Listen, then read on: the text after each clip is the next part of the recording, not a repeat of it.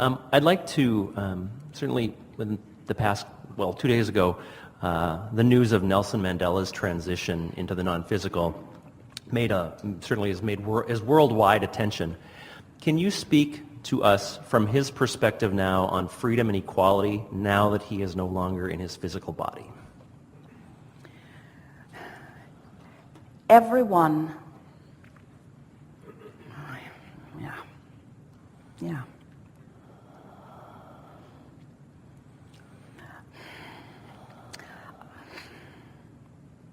Happily. All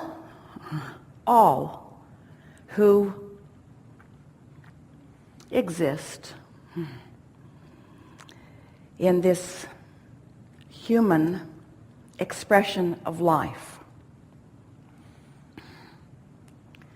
are equal in more senses than has ever been accurately described, because all, without exception, are being offered from source equally love, acknowledgement, and life.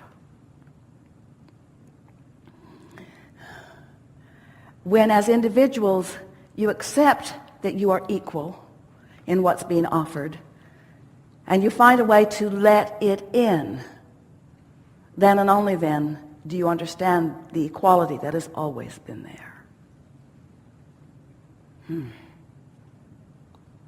And the freedom? The perspective of freedom? Well, what is more free than that? What is more free than to have source at your back? What is more free than to have a source who understands everything that you've lived and everything that you've come to want, who is flowing clarity and ideas toward you to help you to experience in fullness everything that you want? What could be more free than a vibrational reality that is based upon thought, and you are the only one who can think your thought? Could there be greater freedom? No. There could be a misunderstanding of it. There could be a misjudgment of it. There could be a misusing of it. There could be a standing at the end of some momentum where you don't feel free, and then you perpetuate your explanation about why you're not free. But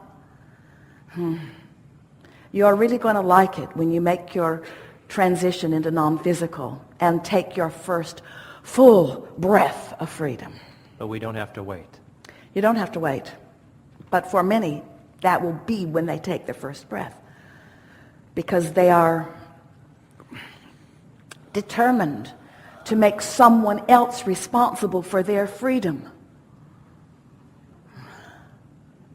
This is a really good time for a segment of the session.